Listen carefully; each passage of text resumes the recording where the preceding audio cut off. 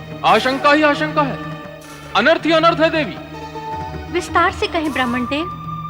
कहने और सावधान करने ही तो आया हूं कि आप अपनी दिव्य स्वरूपा सुलक्षणा पुत्री को एक आश्रयहीन, रूपहीन, आचरणहीन, गुणहीन वर को ना सौंपें, अन्यथा उसके साथ साथ आपको भी कष्ट उठाने होंगे।